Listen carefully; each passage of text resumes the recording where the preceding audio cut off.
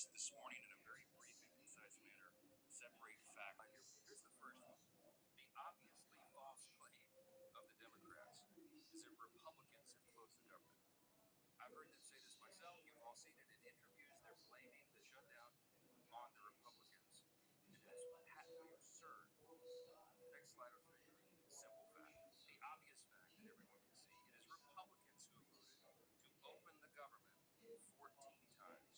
Now remember how this came about. Back on September 19th in the House, Republicans in the House voted to open the government. The clean, continuing resolution to keep everything in operation. Every Democrat except one in the House voted to close the government. But we still passed it because we have the majority. And so we sent that bill over to the Senate. And 13 different occasions, 13 times, the lights on to pay service members and our troops who are in harm's way. Border Patrol agents, TSA, air traffic controllers, all federal workers. They voted to ensure that women, infants, and children nutrition programs continue and that SNAP benefits continue to go to the American families who are in need. By contrast, the Democrats have voted no every single time. And what is outrageous to us is that they have gone onto the Senate floor.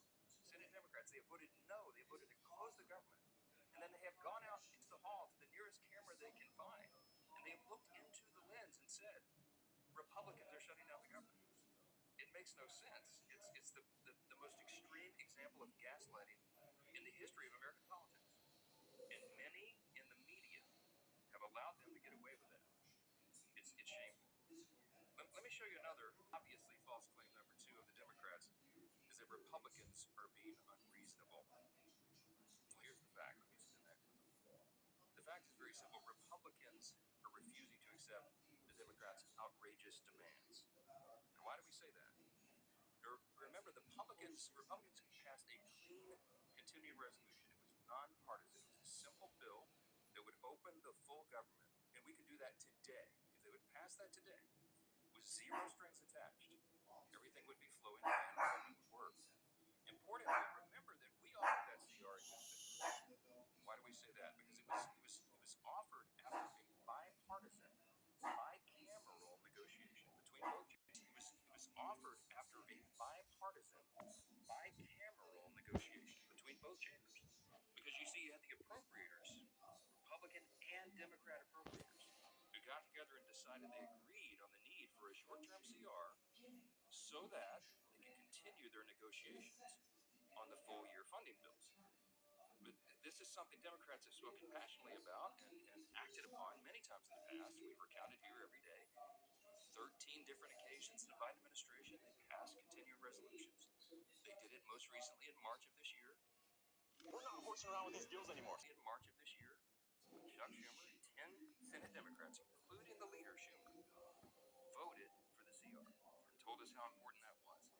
The CR that's on the table right now, and it's been sitting there for 45 days, is nearly identical to the one that they voted on in March.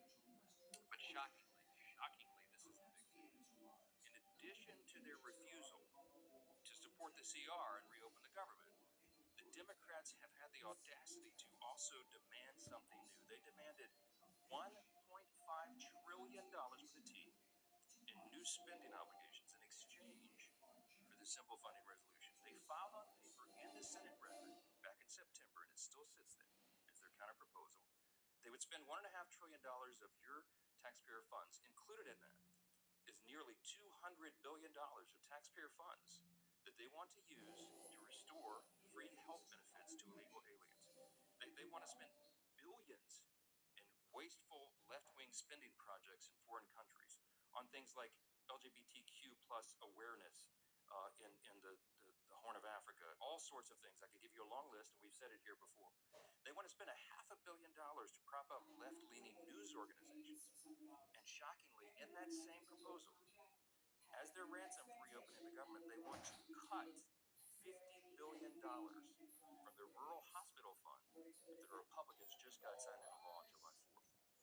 That is the bill that they filed that shut down the government. And every American can see that for themselves. So their claim about Republicans being responsible is laughable. Number three, Democrats are fighting for health care. You've heard this over and over and over. Let me say something very simply about this false claim. It is the Democrats who created Obamacare. the Democrats who did that without any Republican votes. It's the Democrats who, by extension, have cost the American taxpayer who have health insurance have made their costs skyrocket. It is their policy which makes the cost rise further. That's the Democrats' plan. When they passed Obamacare in 2010, they called it the Affordable Care Act. We know the truth is exactly the opposite. By some estimates, premiums have risen 60% in many categories since they passed that bill into law. Now, the fact is the opposite. Republicans are the ones fighting to save healthcare. Why?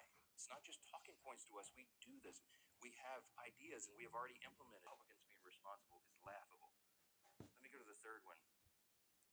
False claim number 3, Democrats are fighting for healthcare. You've heard this over and over and over. Let me say something very simply about this false claim. It is the Democrats who created Obamacare.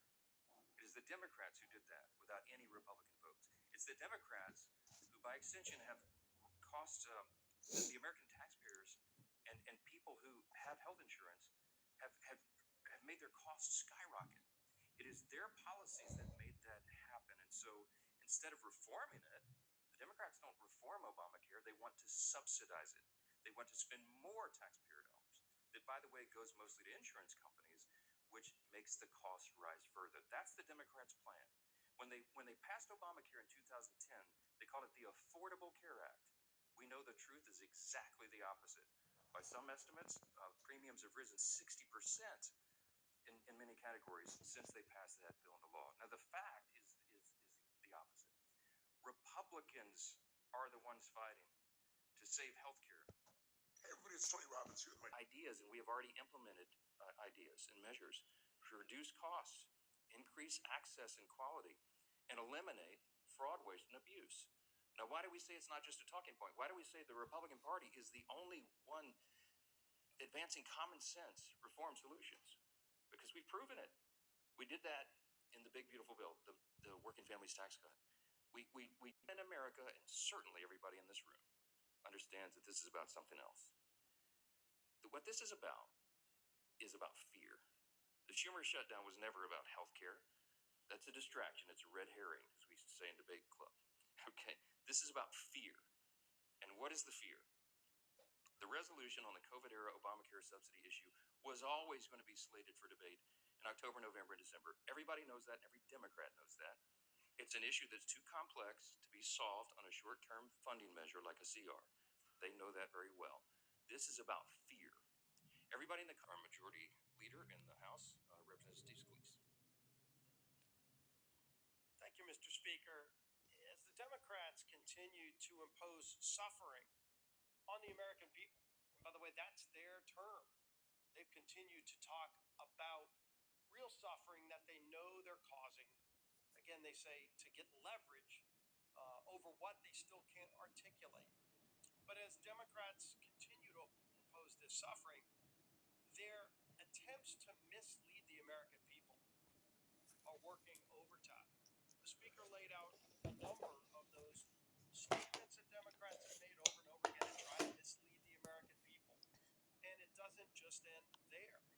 Over the weekend, Chuck Schumer tweeted out, quote, "Republicans have done everything in their power to raise your health care costs and kill SNAP for millions of hungry Americans."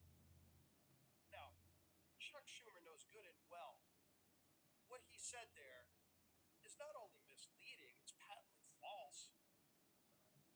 I tried to give it Pinocchio awards, but I don't want to associate the character Pinocchio with Chuck Schumer in that statement. Let's start with the first half of what he said there. Raising healthcare costs. Who is the party that's done that? The healthcare law of the land, and not sure if Chuck Schumer's been updated on the law, but Obamacare is the law of the land in healthcare. And we can all go look at the votes going back the last 10 years. It's been partisan votes all the way through for Obamacare.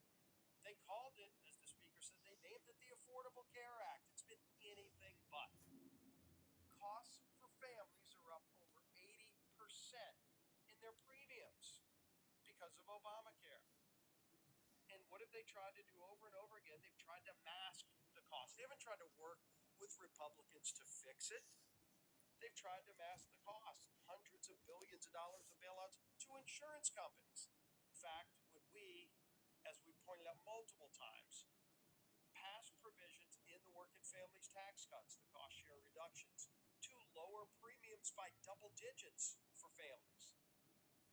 Citizens who desperately rely upon it. He has bent over backwards, as you know, to get the troops paid, to keep WIC funding going. He's found creative solutions. The SNAP situation, as Secretary Rollins and I explained at the press conference on Friday, has legal impediments to that. It was understood, and we got legal advice, and it made sense to me that the contingency fund in SNAP could not be used unless the underlying funds were flowing. As Secretary Rollins relayed to you, this is pretty commonsensical. The contingency fund is an extra, in layman's terms, it's an extra fund that is there, for example, if you have an unexpected natural occurrence like a hurricane or something. And SNAP benefits are flowing, but you have a subset of the population that needs additional benefits, then the contingency fund would go. The way we always understood it was the contingency fund could not be used legally if the underlying fund was suspended. And that's what's happened in the CR. The Democrats voted to stop SNAP payments. So you have two courts, two liberal courts, Obama judges, as I understand it, who said, no, that's not right, get them paid. Well, it's more complicated than that. Because as you know, it cost over $9 billion to fund SNAP for a month. And we only have, I think it's $5.2 billion in the contingency fund. So you have a big shortfall. So it's not as easy as hitting go send on a computer. You got to go through and recalculate partial payments to the 42 million recipients of the program. That puts a huge burden on states and on the feds to try to figure that out in short order. So what the president said logically was, okay, Your Honor, if you're saying we can do it, I'll go for that because I want SNAP to go to the people. Underlying fund was suspended. And that's what's happened in the CR. The Democrats voted to stop SNAP payments. So you have two courts, two liberal courts, Obama judges, as I understand it, who said, no, that's not right, get them paid. Well, it's more complicated than that. Because as you know, it cost over $9 billion to fund SNAP for a month. And we only have, I think it's $5.2 billion in the contingency fund. So you have a big shortfall. So it's not as easy as hitting go send on a computer. You got to go through and recalculate partial payments to the 42 million recipients of the program. That puts a huge burden on states and on the feds to try to figure that out in short order. So what the president said logically was, okay, Your Honor, if you're saying we can do it, I'll go for that because I want SNAP to go to the people. It's the Democrats that stopped it, not us. So tell me how to do it. Because I have all my personnel here in the office, the legal minds and the number crunchers, and they're trying to figure out how this can be done. Give us some guidance. We're glad to do it. So that's where we are at this impasse right now. As you noted, the president's not appealing the decision. He wants SNAP to be done, but he doesn't see the mechanism to do it. So you have Treasury, you have USDA, you have the other agencies involved that are working overtime, literally around the clock over the weekend, trying to figure out how to do this. But everybody needs to know it's not the full amount, assuming they could get this done and processed. The court acknowledged that thanks to the president for saying that they wanted to do it. Everybody's on the same page here. We just don't know how. It's unprecedented. This has never happened before in this way. And so we're hopeful. But I would just say this, looping us back to how we began, the easiest way to get full SNAP payments to everybody who's eligible is for the Democrats to come in here and vote to reopen the government on a clean, nonpartisan CR. It's a game that's being played and real people are being hurt, and the administration gets all sorts of accolades and appreciation from us for bending over backwards trying to make sure people are not feeling the pain and that the